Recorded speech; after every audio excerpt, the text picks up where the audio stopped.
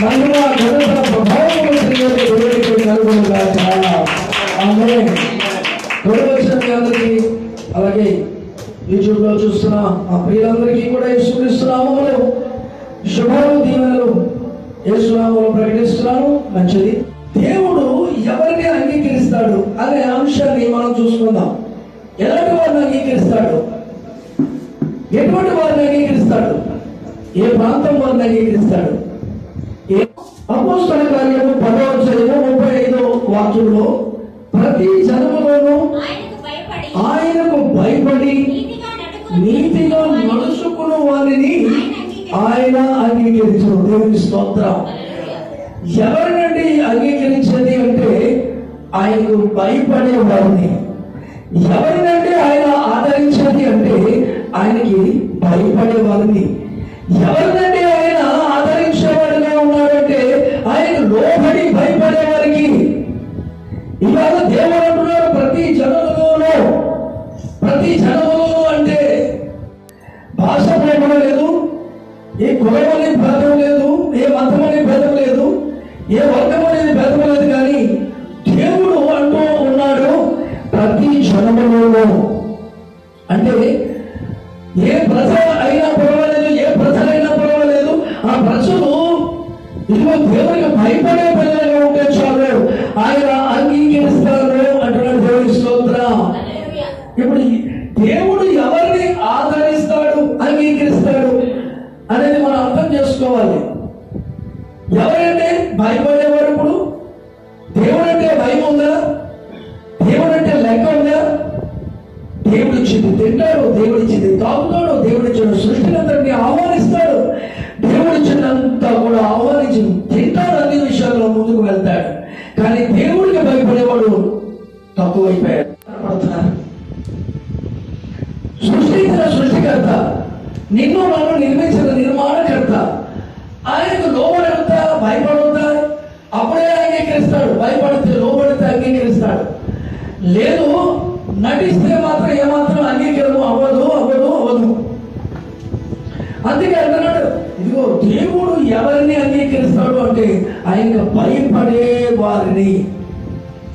భయపడినట్టుగా నటించేవారిని కాదు, భయపడేవారిగా నటించేవారిని కాదు. ఎవరినండి? హృదయపూర్వకంగా దేవుని హృదయంలో భయభక్తులు కలిగి జీవించేవారిని. ఇవాళ అలాంటి భయం లేకుండా ఉన్నది కాబట్టి ఈ రోజున ఎంతో అపాయకరమైన దుర్ధనాలు వచ్చేస్తాయి, అపాయకరమైన వ్యాధులు వచ్చేస్తాయి. ఏ నిమిషం ఏం జరుగుతుందో తెలియదే. కోట్ల రూపాయలు ఉన్నాయి, కోట్లు నేను కాపాడవు. మొన్నటిదాకా కోట్లు చూసుకుని దేవుని మరిచిన వాళ్ళు ఉన్నారు, ఆస్తు అంతస్తులు చూసుకుని దేవుని మరిచిన వారు ఉన్నారు, కుటుంబాలని జనపదంగాన్ని అందరినీ నమ్ముకుని దేవుని విడిచిపెట్టి దేవుని భయం లేకుండా ఉన్నవాళ్ళు ఉన్నారు. కానీ ఇప్పుడైతే దేవుడు భయము కలిగి ఉన్నారు కొంతమంది. ఎందుకు భయం ఉన్నది? ఏదో ఒకటి వస్తేనే కానీ భయం రాదు, ఏదో ఒకటి దాపరిస్తేనే కానీ భయం రాదు. ఈ లోకంలో ఉన్న భయాన్ని కాదంటే కావాల్సింది వ్యాధి వచ్చినా, బాధ వచ్చినా, అప్పు వచ్చినా, శ్రమ వచ్చినా, ఏమొచ్చినా దానికి మీరు భయపడాల్సిన పని లేదు. కానీ భయపడవలసింది దేవుడు ఒకరికి. దేవుని స్తోత్రం. ఆయనకి భయపడితే నేను అంగీకరిస్తాడండి, భయపడకపోతే అంగీకరించడానికి అవకాశం లేదా? ఇవాళ దేవుని భయం లేకుండా ఉన్న డాక్టర్లు ఉన్నారు కొంతమంది, దేవుని భయం లేకుండా అనేక మంది ఇవాళ డిపార్ట్మెంట్స్ వాళ్ళలో కూడా ఉన్నారు, అనేక మంది ఉన్నారు. దేవుని భయం లేక ఇంజక్షన్ చూడండి, ఇప్పుడు బ్లాక్ లో అమ్మేస్తున్నారు, అధికారులు సహకారం తీసుకుని అమ్మేస్తున్నారు, వైద్యులు అమ్ముడైపోతున్నారు. మరి దేవుడు చూస్తున్నాడనే భయం కలిగి ఉంటే ఈ భయం వాళ్ళు వెంటాడుతూ ఉంటే వీళ్ళ చేస్తారా? చేయను. ఇంకా మోసం ఎలా జరుగుతుంది? దేవుడు చూడటం లేదు, దేవుడి భయం లేదు వీళ్ళకి. రేపో మాపో ఈ ఆస్తి కావాలి, అంతస్తు కావాలి, డబ్బు కావాలి, డబ్బుతో పాటు ఏమైపోతాడు వీడు? బాధ పెట్టబడితే ఎక్కడికి పోతుందండి డబ్బు అంతాను? భయమే లేదు, దేవుడు చూస్తున్నాడని భయమే లేదు. ఇప్పుడు వ్యాక్సిన్ వేస్తున్నారు, వ్యాక్సిన్ వేస్తూ ఉండగా ఆ వ్యాక్సిన్ వేయవలసిన మోతాదు ఎంఎల్ఏలో వేయటం లేదు. దాంట్లో కూడా కాఫీ కొట్టి దాంట్లో తగ్గించుకుని ఉన్నవాడికి అమ్మేస్తున్నారండి 500కి 700కి. ప్రపంచం భయం లేదు, ప్రజల్లో భయం లేదు, కుటుంబాల్లో భయం లేదు, పిల్లల్లో భయం లేదు, వృద్ధుల్లో భయం లేదు, ఎవరిలో భయం లేదు. భయం లేకపోతే దేవుడు నిన్ను అంగీకరించడు. భయంతో కలిగి ఉంటే నిన్ను నన్ను దేవుడు అంగీకరిస్తాడు. దేవుని స్తోత్రం. భయం ఒకటే సరిపోతుందా? భయం ఒకటి ఉంటే చాలా కాదు. అక్కడ భయపడి నీతిగా నడుచుకోవాలి. భయపడి నీతిగా నడుచుకోవాలి. ఉన్నారా నీతిమంతులు? ఎక్కడ చూసినా అన్యాయమే, ఎక్కడ చూసినా అక్రమమే, ఎక్కడ చూసినా అవినీతి. ఏ ఆఫీసులోకి వెళ్దామన్నా అవినీతి, ఎక్కడికి వెళ్ళినా అవినీతి, ఎక్కడ చూసినా నిజాయితీ పనులు తక్కువగా ఉన్నారండి. ఉన్నారు కానీ తక్కువగా ఉన్నారు. నీతి అనేది లేదు. దేవుడికి భయం అనేది ఒకటి ఇష్టమండి, రెండోది నీతి అనేది చాలా ఇష్టమండి. అప్పుడే దేవుడు అంగీకరిస్తాడు నిన్ను నన్ను. దేవుని స్తోత్రం. అలాంటి నీతి నశించిపోయింది. ఇప్పుడు నీతిమంతులు వారు వృద్ధిలోకి వస్తారండి. నీతిమంతుడు ఫలిస్తాడు. నీతిమంతుడు ఎక్కడ పడిపోయినా, నీతిమంతుడు 7 మార్లు పడిపోయినా తిరిగి లేస్తాడని ఉందండి. నీతిగా జీవించడానికి తీర్మానం చేసుకుంటే చాలు. నీతిమంతుడుగా ఉండడం అంటే దేవునికి ఇష్టమండి, అంగీకరిస్తాడు. మొదటిది ఏంటి? భయం కలిగి జీవించాలి. రెండోది నీతిగా ఉండాలి. ఆ నీతి ఏంటి చూడండి. సామెతల గ్రంథము 14వ అధ్యాయము 16వ వచనం చదవండి. జ్ఞానము గలవాడు భయపడి కీడు నుండి తొలగును, బుద్ధిహీనుడు వెర్రనికి నిర్భయముగా తిరుగును. చూసారా? ఎవరంటే జ్ఞానము గలవాడు భయపడి కీడు నుంచి తొలగిపోతాడు. ఈ జ్ఞానం కలిగిన వాడు ఎవరు అంటే దేవునికి భయపడేవాడు. ఈ జ్ఞానం కలిగిన వాడు ఎవరు అంటే నీతిగా జీవించేవాడు. ఇప్పుడు ఏం చేస్తాడు? కీడు ఉందంటే ఏం చేస్తాడు? దాని దగ్గరికి వెళ్తాడా? మరి బయట అపాయం ఉంది, రోగం ఉంది, తెగులు ఉంది, వెళ్ళొద్దురా అంటే వింటున్నప్పుడు జ్ఞానం కలిగిన వాళ్ళ అజ్ఞానంలో వెళ్ళు. దేవుడికి భయపడేవాళ్ళ భయపడని వాళ్ళ అజ్ఞానం. అందువల్ల అంటున్నాడు దేవుడిలో జ్ఞానం గలవాడు భయపడతాడంట. జ్ఞానం కలిగిన వాడు.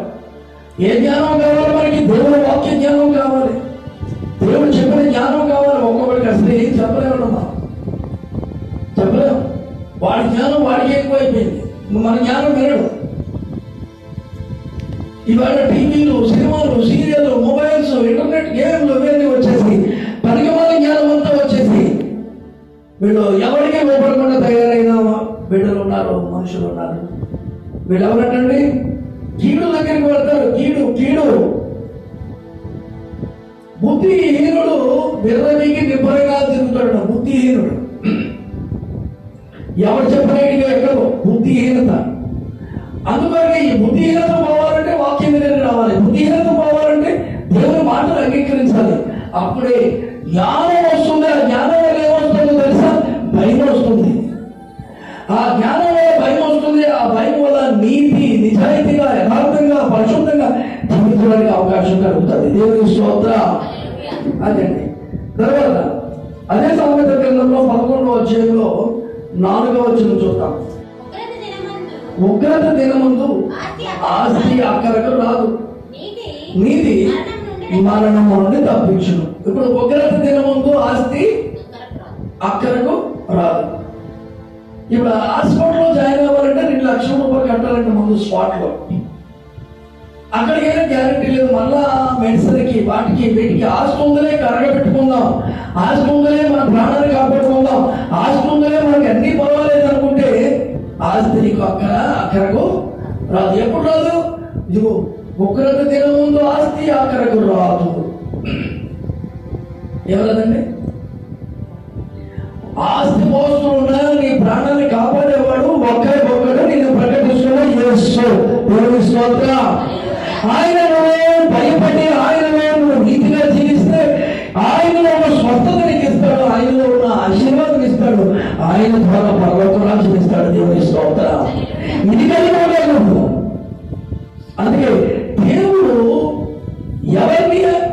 అంగీకరిస్తాడు.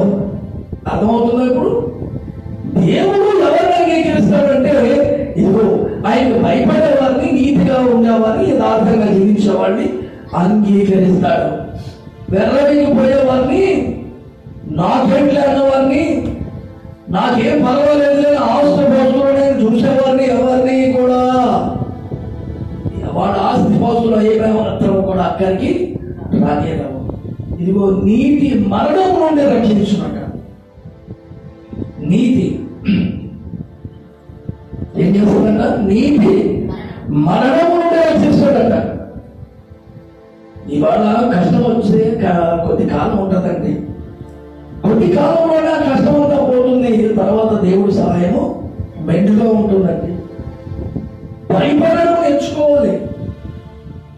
దేవుడు వింటున్నాడు, దేవుడు చూస్తున్నాడు. మనం దేవుడికి ఇవ్వాల్సిన సమయాన్ని దేవుడికి ఇచ్చి దేవుడితో సహవాసం చేయవలసినంత సహవాసం చేసి ప్రార్థన చేయవలసినంత సమయం ప్రార్థన ఇచ్చి కుటుంబ ప్రార్థన కలిగి దేవుడికి లోబడి జీవిస్తే ఖచ్చితంగా ఆ దేవుడు ఇచ్చే ఆశీర్వాదాలు ఎన్నో ఎన్నో ఎన్నో ఉన్నాయి. అంతేకాదు ఆయన మనల్ని ఏం చేస్తాడంటే కుమారులుగా మనల్ని అంగీకరిస్తాడు. దేవుని స్తోత్రం. ఎంత ఉగ్రత అంటే ఎన్ని రకాల వైరస్, ఎన్ని రకాల ఫంగస్, వైట్ ఫంగస్ అంట, ఎల్లో ఫంగస్ అంట, బ్లాక్ ఫంగస్ అంట, ఇంకా ఏదో ఫంగస్ వచ్చిందంట. మరి ఇవన్నీ ఏంటండి? ఉగ్రత. ఈ ఉగ్రత దినముందు నువ్వు నేను మనం అందరూ తప్పించబడాలంటే ఒకటి మార్గం ఏంటో తెలుసా? ఆయనకు భయపడ్డము. రెండోది ఏంటో తెలుసా? నీతిగా యథార్థంగా జీవించడము. మూడోది ఏంటో తెలుసా?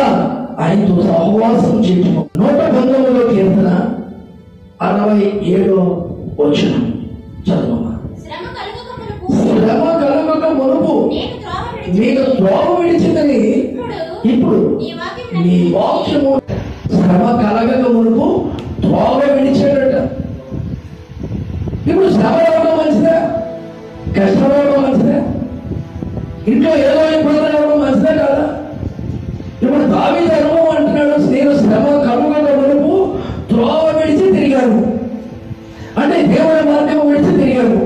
ఇప్పుడైతే నీ వాక్యమును అంగీకరించి నడుచుకొనుచున్నాను. ఇప్పుడు శ్రమలు ఎక్కడికి తీసుకొస్తాయి? దేవుడి దగ్గరికి తీసుకొస్తాయి. నీ కష్టం ఎక్కడికి తీసుకెళ్తుంది? దేవుడి దగ్గరికి తీసుకొస్తుంది. అన్ని సుఖాలు వచ్చేస్తాయి, అంత హ్యాపీగా ఉంది. ఇక దేవుడు అంటే భయం ఏంటి నీకు? అందుకే దేవుడు ఒక్కొక్క ఆప్షన్ ఇస్తూ ఉంటాడు. ఇలా భయపడతావో లేదో, ఆయన లోపడతావో లేదో, నీతిగా జీవిస్తావో లేదో, నా పిల్లలుగా ఉంటావో లేదో అన్ని ఎదురు చూస్తూ ఉంటాడు. ఆయన అన్ని విధాలుగా ఒక వ్యక్తిని స్కానింగ్ చేస్తూ ఉంటాడు. ఇప్పుడు మనకి లోకంలో ఉన్న స్కానింగ్లు తల నుంచి అరికాల వరకు అన్ని స్కానింగ్లు వచ్చాయి, కానీ మనసు స్కానింగ్ ఇక్కడ రాలా. అది దేవుడే చేస్తాడు. మనసు స్కానింగ్ ఎలా ఉందని హృదయం, భయపడే ఉదయమా, నీతిగా జీవించే ఉదయమా, నాకు లోపడే ఉదయమా కాదా అని చెప్పి ఆయన చూస్తూ ఉంటాడు. అందుకని దావీదు శ్రమ కలగక మునుపట త్రోవ విడిచాడట. ఇప్పుడు శ్రమ ఏమైనా మేలైంది. దేవుని స్తోత్రం.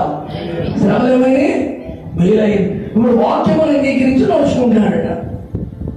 మనం కూడా ఎక్కడెక్కడో తిరిగాం, వాక్యం లేక, దేవుడితో తెలియక, దేవుడి దగ్గరికి రాక, ఈ వాక్య విషయాలు ఏమి తెలియక మనం త్రోవ విడిచి తిరిగిన దినాలు ఎన్నో ఉన్నాయి.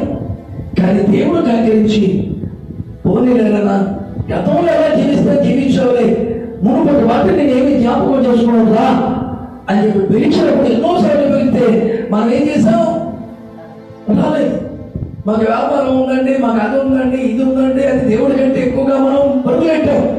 కానీ తిరిగి నన్ను ఈ ఆపరేషన్కి కరెంట్ షాక్లో పడిపోయి జాగ్రత్తగా దేవుడు ఆ శ్రమలో మీద పెట్టి జాగ్రత్తగా బెడ్ మీద కూర్చోబెట్టి అలా కొంత బైబిల్ గ్రంథాన్ని మనం ముందు పెట్టి ఆ గ్రంథాన్ని ధ్యానించుకుని ఇప్పుడు త్రోవ విడిచిన నా జీవితాన్ని వాక్యమైన త్రోవలోకి తీసుకొచ్చి ఆయనకు భయపడేలాగా ఆయన మమ్మల్ని అంగీకరించాడు. దేవుని స్తోత్రం. ఆయనకు భయపడేలాగా చేశాడు, మనల్ని ఆయనే అంగీకరించాడు. ఇప్పుడు చూడండి, దేవుడు ఎవరిని అంగీకరిస్తాడు? ఎవరిని అంగీకరిస్తాడు? ఇప్పుడు చెప్పండి. లోబడే వారిని అంగీకరిస్తాడు. ఆ లోబడడం అనేది చాలా ప్రాముఖ్యం. ఎదురాడే మనసు, మొండి మనసు, బండ మనసు ఉంటే దేవుడు నీ ఇష్టానికి విడిచిపెడతాడు. పతనమైపోతుంది జీవితం, పాడైపోతుంది జీవితం, తిరిగి రాని జీవితంగా మారిపోతుంది. తర్వాత నేను రోజు బాగుకున్నా పోయిన జీవితాన్ని ఎవరు తెచ్చుకోలేదు. ఇప్పటికీ నేను అనుకుంటాను, నేను 39 సంవత్సరాల జీవితాన్ని అటు ఇటు గడుపుకుంటూ వెళ్ళిపోయాము. దేవుడు లేని జీవితం జీవించాము. మన వ్యాపారాలు అంటూ అటు ఇటు వెళ్ళిపోయాం, త్రోవ విడిచి వెళ్ళిపోయాం. దాన్నంతా భర్తీ చేసుకోవాలి. ఇప్పుడు కుదురుతా? అన్ని సంవత్సరాలు పోయాయి, వెనక్కి వెళ్ళిపోయాయి. దేవుడు లేని జీవితం జీవించాం. ఇప్పుడు అవన్నీ కూడా భర్తీ చేసుకోవాలి. కుదురుతా? అంతా తెచ్చుకోగలమా? కానీ పట్టుదల కలిగి ఎంతో కొంత దేవునికి ఇంకా మనం కొన్ని ఆత్మలు సంపాదించడానికి ప్రయత్నాలు చేసుకుంటూ ముందుకు వెళ్ళాలి. దేవుని స్తోత్రం. అందుకే వాక్యం అనేది చాలా విలువైనది. వాక్యము వెలుగు, వాక్యము స్వస్థత, వాక్యాన్ని బ్రతుకు మారుస్తుంది. దాన్ని ఏం చేయాలి? ఒక భక్తుడిని చెప్తాడు, అయ్యా ఈ గ్రంథాన్ని తిను అంటాడు. ఏం చేయాలి? తినాలంట. అది తింటే ఎలా ఉంటుందంట? దేనికంటే మధురంగా ఉంటుందట. దేవుని స్తోత్రం. ఈ వాక్యం ఎలా ఉంటుందంటే దేనికంటే మధురంగా ఉంటుందట. ఈ వాక్యానికి లోబడే వాళ్ళు ఎవరున్నారు? ఉదయకాలం వాక్యంతో ప్రారంభించుకుంటే ఎంత సంతోషం అండి. ప్రార్థనతో ప్రారంభించుకుంటే ఎంత సంతోషం. ఆ రోజంతా కూడా హ్యాపీగా నడుస్తుంది కదా. అంతేకాదు ఆ రాత్రికాల సమయంలో కుటుంబ ప్రార్థనతో వాక్యంతో ముగించుకుంటే ఎంత సంతోషం. ఈ సంతోషం ఎవరిస్తారండి? దేవుడు నిన్ను నన్ను అంగీకరించాలంటే భయభక్తులు కలిగి ఉండటం అనేది చాలా ప్రాముఖ్యం. చివరగా తిరిగి రాసిన పత్రిక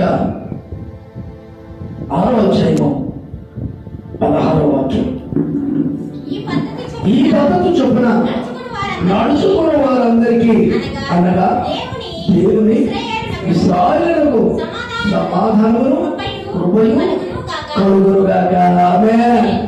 ఏ పద్ధతి చొప్పున నడుచుకోవాలి? లోక పద్ధత, నీ ఇష్టమైన పద్ధత, నీ ఇష్టానుసారమైన జీవితం పద్ధత? ఏ పద్ధతిలో నడుచుకోవాలి? దేవుని పద్ధతి చొప్పున నడుచుకోవాలి. ఏ పద్ధతి? ఆయనకు భయపడే పద్ధతి నీలో ఉందా? నీతిగా జీవించే పద్ధతి నీలో ఉందా?